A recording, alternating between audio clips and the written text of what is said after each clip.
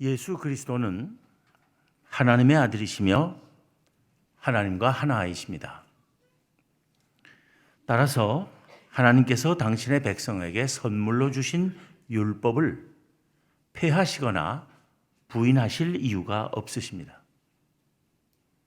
다만 사람들의 잘못된 율법 이해와 율법을 지키는 데 있어서의 잘못된 관행을 바로 잡아주려고 하셨습니다. 달리 말하면 사람들이 힘쓰는 경건이 참된 경건이 되게 하신 것입니다. 그 몇 가지 예를 오늘 본문이 보여주고 있습니다. 본문 1절을 먼저 봅니다. 사람에게 보이려고 그들 앞에서 너희 의를 행하지 않도록 주의하라. 그리하지 아니하면 하늘에 계신 너희 아버지께 상을 받지 못하느니라. 너희 의라고 한 데서 의는 경건이라 해도 좋을 말입니다. 경건하게 행동하되 사람들에게 보이려고 하지 말라는 것입니다. 만일 사람에게 보이려고 경건하게 행동한다면 하나님께서 좋아하지 않으신다는 것입니다. 그래서 그런 자들에게는 상이 없을 것이라는 말씀입니다. 이 기본 원칙을 예수님께서는 오늘 본문에서 구제와 기도와 금식에 적용하셔서 사람들의 잘못된 관행을 비판하시며 새로운 가르침을 주십니다. 구제와 기도와 금식은 유대교 경건의 가장 기본적인 세 가지 요소였습니다. 예수님께서는 구제와 기도와 금식 그 자체를 문제시하신 것이 아닙니다. 그것들은 우리의 신앙생활의 훈련과 실천에 있어서 모두 중요한 것들이기 때문입니다. 기도가 하나님을 향한 것이라면 구제는 이웃을 향한 것이고 금식은 나 자신을 위한 것이라 볼 때 이 세 가지는 우리의 신앙이 균형 있게 건강을 유지하기 위해서 필요한 것들이라 할 수 있을 것입니다. 예수님 당시에도 이 세 가지는 경건한 사람들에게서 가장 기본적인 의무사항으로 여겨지던 것이었습니다. 구제와 기도와 금식 그 자체를 의라고 볼 수는 없을 것입니다. 왜냐하면 의는 본질적으로 마음의 문제이기 때문입니다. 구제와 기도와 금식은 의의 표현이고 그 훈련이라고 보는 것이 더 적절할 것입니다. 예수님께서는 1절에서 밝히신 기본 원칙을 제일 먼저 구제에 적용하여 말씀하셨습니다. 가난이 널리 퍼져 있었고 가난한 사람들의 삶이 매우 어렵던 시기에는 특히 구제가 경건의 중요한 요소였음을 짐작할 수 있습니다. 먼저 본문 2절의 말씀을 봅니다. 그러므로 구제할 때 외식하는 자가 사람에게서 영광을 받으려고 회당과 거리에서 하는 것 같이 너희 앞에 나팔을 불지 말라. 진실로 너희에게 이르노니 그들은 자기 상을 이미 받았느니라.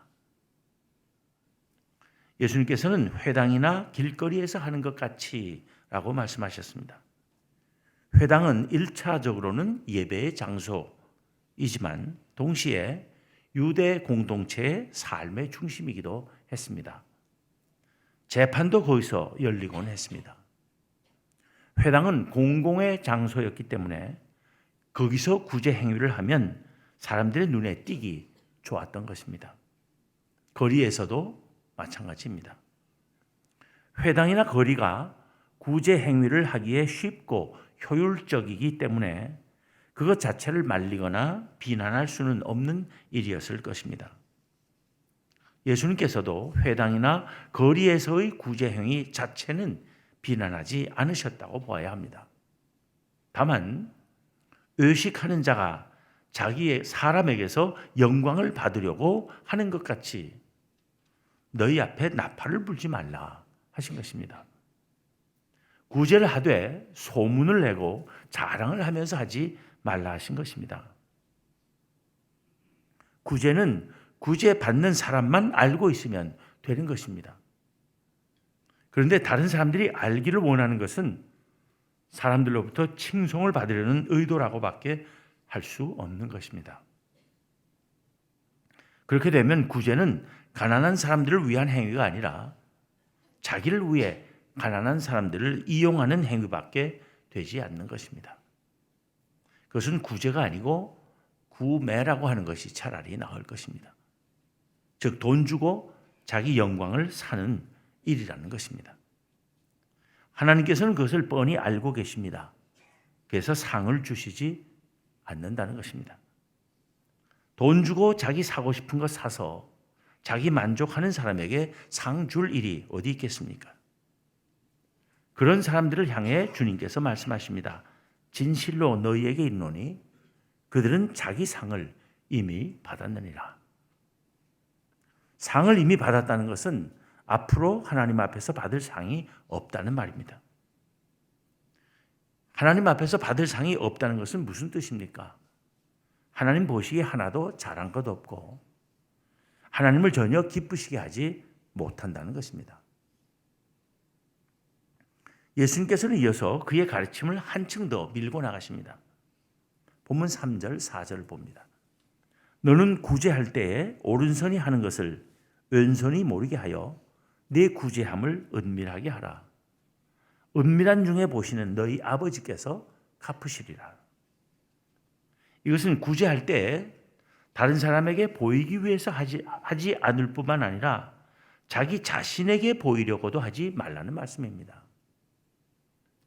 남 앞에서 자랑하며 영광을 받는 것뿐 아니라 혼자 속으로 자기 자랑을 하며 스스로에게 영광을 돌리는 것까지도 하지 말라고 하시는 말씀입니다.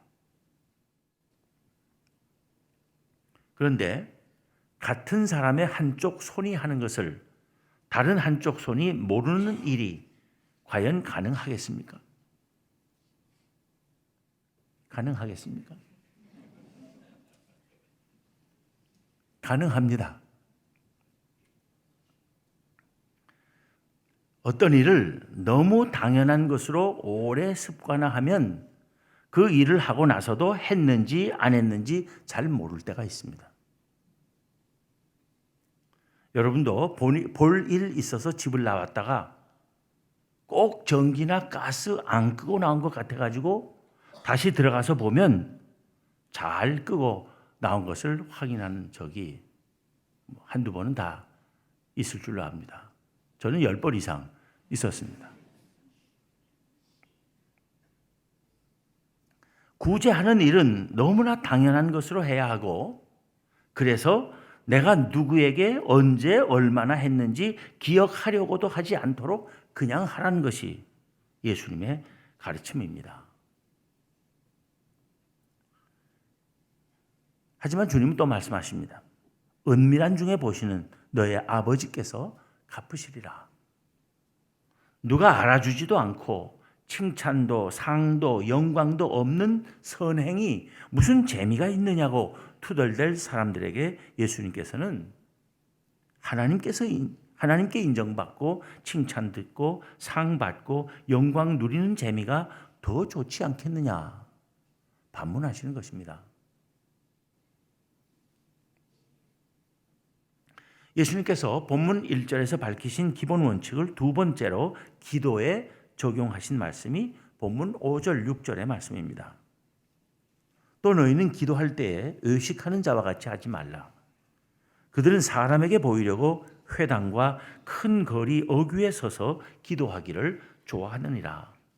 내가 진실로 너희에게 이르노니 그들은 이미 자기 상을 받았느니라. 너는 기도할 때 내 골방에 들어가 문을 닫고 은밀한 중에 계시는 내 아버지께 기도하라.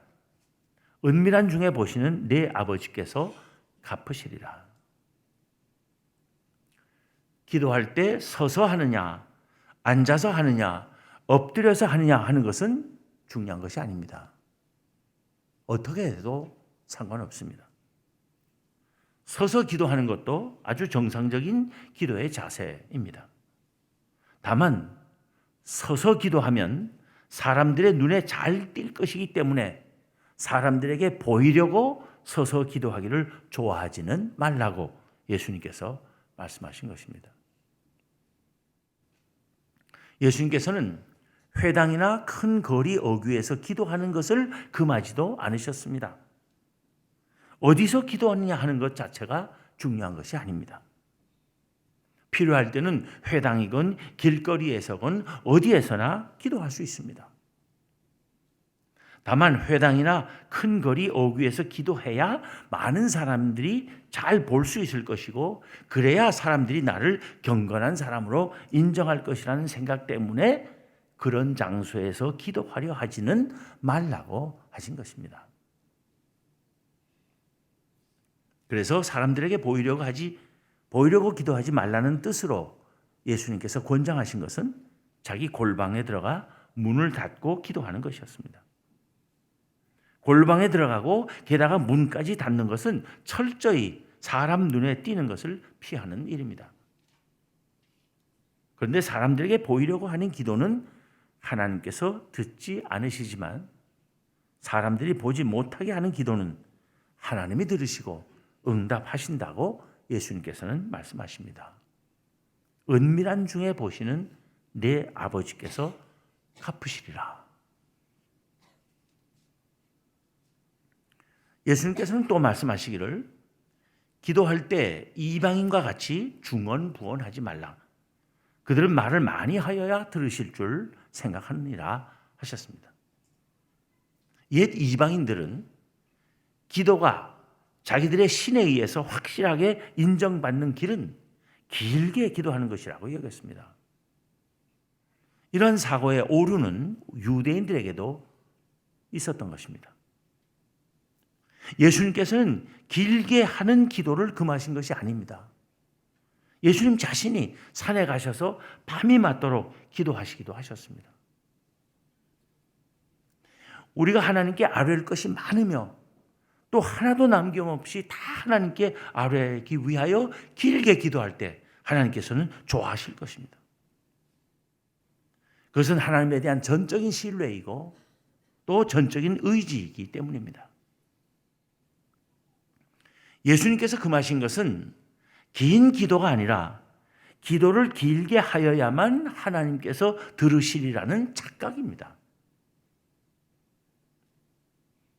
또 하나님이 들으시든 말든 그건 별로 중요하지 않고 사람들만 내가 길게 기도하는 것을 보면 되고 그래서 나를 경건한 사람으로 여기기만 하면 된다는 생각으로 길게 기도하는 것이 문제라는 것입니다.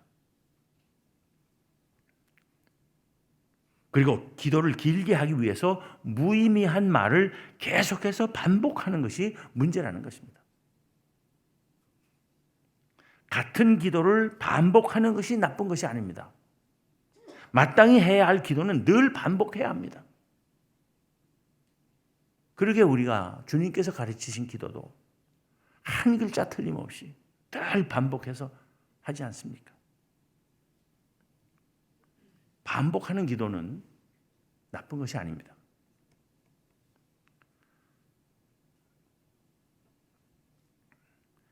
한 번 한 기도는 두 번 다시 반복하지 않겠다고 하며 하나님과 자존심 싸움하는 것처럼 어리석은 일은 없을 것입니다. 내가 한 번도 아니고 두 번씩이나 기도했는데도 안 들어주시니 하나님 저도 이제는 다시는 그거 갖고 기도하지 않겠습니다. 그렇게 하나님과 싸워봐야 누가 손해봅니까? 자기만 손해볼 뿐입니다. 해야 할 기도, 또 하고 싶은 기도를 반복하는 것 좋은 것입니다. 다만 반복된 기도가 간절함을 의미하지 않고 무조건 길게 기도하기 위한 수단이어서는 안 된다는 것입니다.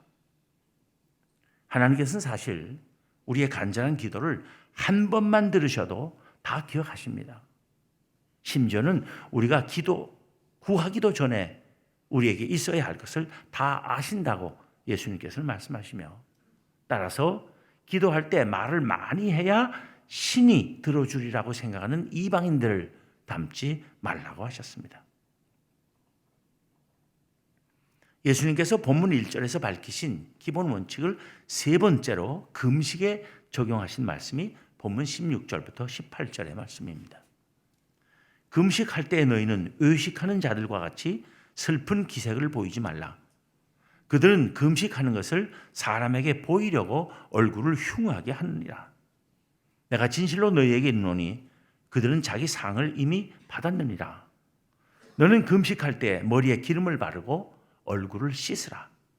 이는 금식하는 자로 사람에게 보이지 않고 오직 은밀한 중에 계신 내 아버지께 보이게 하려 함이라. 은밀한 중에 보시는 내 아버지께서 갚으시리라.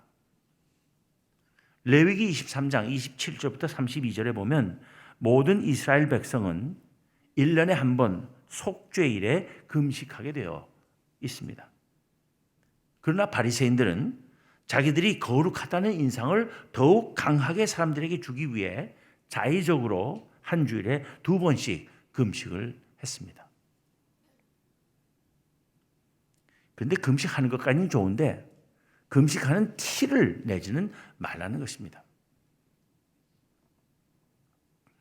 머리에 기름을 바르는 것은 옛 히브리 사람들에게는 인생을 즐기기 위한 준비를 상징했습니다.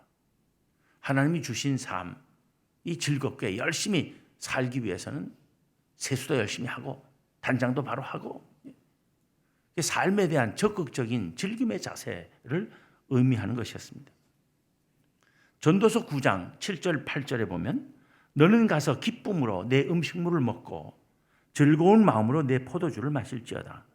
이는 하나님이 내가 하는 일들을 벌써 기쁘게 받으셨음이니라.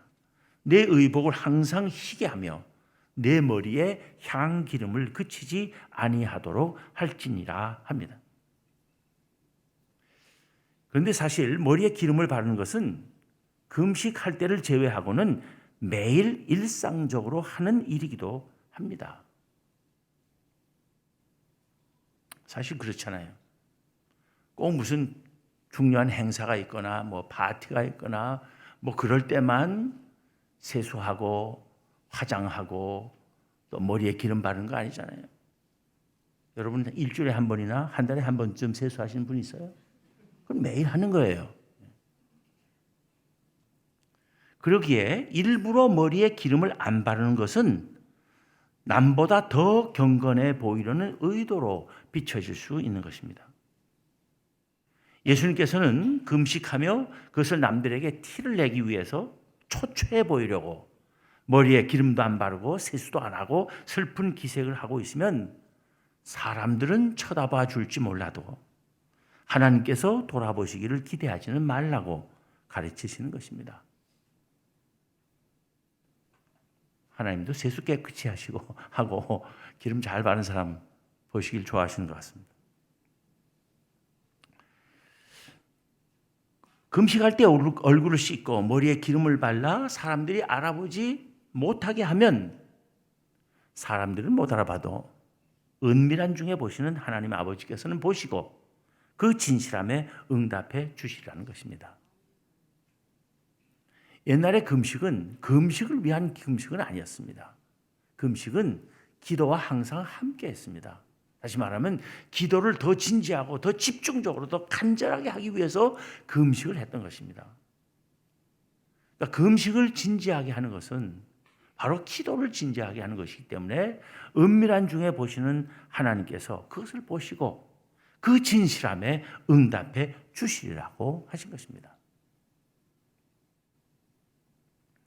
사람에게 보이려고 사람에게서 영광을 받으려고 행하는 경건은 하나님께서 보시고 인정하시는 참된 경건이 아니며 단지 의식이고 위선일 뿐이라고 주님께서는 가르치셨습니다.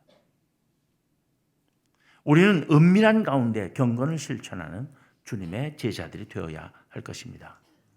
그래야 하나님께서 기뻐하실 것입니다. 교회 안에도 보면 무슨 일을 하든지 꼭 남이 알아주고 남들로부터 칭찬받기를 원하는 사람들이 있습니다. 무슨 일을 하고도 남을 만큼 능력과 여유가 있지만 남이 모르게는 절대로 하지 않으려는 사람들이 있습니다. 그런 사람들은 무슨 일을 하게 되면 하기는 하는데 일 자체를 어떻게 잘할까 하는 데보다도 어떻게 하면 가능한 한 많은 사람이 자기가 그 일을 하는 것을 알게 할 수 있을까 하는데 엄청나게 신경을 쓰는 것을 봅니다. 그런 사람들에게 주님께서 물으십니다. 하나님이 알아주시고 하나님 나라에서 상 받기는 싫으냐? 왜냐하면 세상에서 상 받고 칭찬 다 받으면 하늘나라 가서 받을 것이 없다고 말씀하시기 때문입니다. 우리 교회에 보면 무슨 교육이나 훈련을 받은 이들에게 수료증을 수여하는 순서가 주일 찬양 예배 때 종종 있습니다. 그 긴 교육 과정이나 힘든 훈련 과정을 열심히 받는 교우들 보면 참 대단하고 존경스럽습니다. 그것도 경건의 한 뛰어난 증거일 것입니다. 그런데 교육이나 훈련을 받고 나가서 봉사하며 실천하는 것은 하나님께서 좋아하시겠지만 훈련 마치고 갖는 수료식이나 수료증 수여식을 하나님께서 얼마나 좋아하실지는 전 잘 모르겠습니다. 주일학교 아이들이 성경 암송 대회나 찬양 경연 대회 같은 데 나가서 상 타왔을 때는 교육적으로 아이들을 격려하기도 하고 또 교인들에게 알리기 위해서 찬양 예배 시간에 시상식을 하는 것은 나쁘지 않다고 봅니다. 그러나 어른들이 교회 안에서 무슨 공부 좀 했다고 온 교인들 앞에 나와 서는 것은 그다지 성숙해 보이지 않습니다. 물론 교인들이 각종 교육이나 훈련에 많이 참여하도록 권장하고 독려하기 위해서 할 수는 있습니다. 그러나 수료증이나 상장 수여하는 행사 없이도 많은 교우들이 각종 교육과 훈련에 열심히 참여할 수 있다면 더 좋은 교회, 더 성숙한 교회라 할 수 있을 것이라고 말하고 싶은 것입니다. 우리 모두 교육을 받든 훈련을 받든 봉사를 하든 무슨 일을 하든 은밀하게 하는 참된 경건의 사람들이 될 수 있으면 좋겠습니다. 기도하겠습니다.